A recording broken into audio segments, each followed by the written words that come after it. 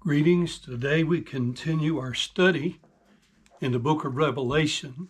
I want to begin today by asking a question. What would you think it would be like to live in a world where there was no demonic activity and the devil himself was locked up and not allowed to negatively influence people for 1,000 years? What do you think the outcome of that would be? Well, the Word of God teaches us about that. Today we're going to go to Revelation 20, verse 7, and we're just going to look at the first phrase. It says, "And when the 1,000 years are expired." That's it. That's our text that we'll be considering for the next several days. But I wanted you to understand how so few words speak to so much. We have to look elsewhere to see what must be done to complete the prophecies concerning the 1,000 years. In Old Testament typology, this 1,000-year reign was pictured by the Feast of Jubilee. We find it spoken of in Leviticus chapter 25, verses 9 and 10. "Then thou shalt cause the trumpet of the Jubilee to sound on the 10th day of the 7th month. In the day of atonement shall ye make the trumpet sound throughout all your land. And you shall hallow the 50th year and proclaim liberty throughout all the land unto all the inhabitants thereof. It shall be a jubilee unto you, and ye shall return every man unto his possession, and ye shall return every man unto his family." Jubilee was followed the Day of Atonement. It was symbolic of the restitution of the perpetual inheritance that God had given to Israel. Later in chapter 25 of Leviticus, verses 39 through 41, it says, "And if thy brother that dwelleth by thee be waxen poor, and be sold unto thee, thou shalt not compel him to serve as a bondservant, but as a hired servant. And as a sojourner shall he be with thee, and shall serve thee under the year of Jubilee. And then shall he depart from thee, both he and his children with him, and shall return unto his own family, and unto the possessions of his father shall he return." So the principle is clearly stated.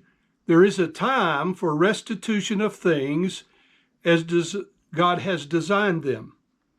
And then they shall remain as God has restored them forever. In Isaiah 27 and verse 13, we find a prophecy of this day's fulfillment, which involves Israel and not the church.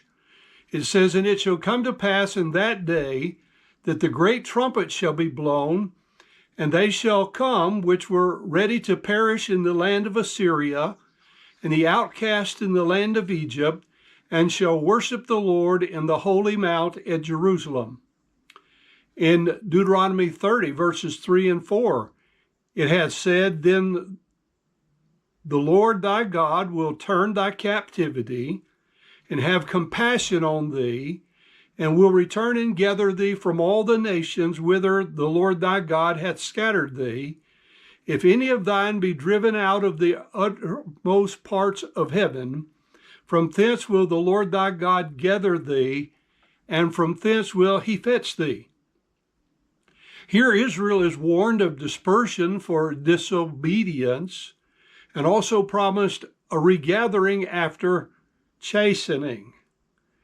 Matthew 24:31 says it this way, "And he shall send his angels with a great sound of a trumpet, and they shall gather together his elect from the four winds, from one end of the heaven to the other."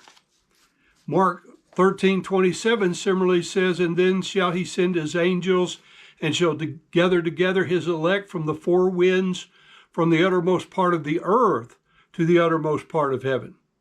Therefore, we must briefly consider a long list of things which must be fulfilled for this 1,000 years to be completed. And the first one is that Israel's inheritance must be restored. Isaiah 49 and verse 5 says, "And now saith the Lord that formed me from the womb to be his servant, to bring Jacob again to him. Though Israel be not gathered, yet shall I be glorious in the eyes of the Lord, and my God shall be my strength."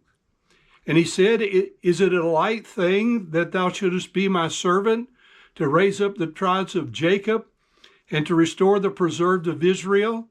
I will also give thee a light of the Gentiles, that thou mayest be my salvation unto the ends of the earth." In Matthew 19:28, Jesus promised and said unto them, "Verily I say unto you, that ye which have followed me, in the regeneration, when the Son of Man shall sit in the throne of his glory, ye also shall sit upon 12 thrones, judging the 12 tribes of Israel." He was speaking to the disciples in answer to the question, what are we going to get? 2 notes in conclusion. The word "followed" here is Strong's number 190, and it refers to a covenant relationship between a teacher and a pupil. And the word "restoration" is Strong's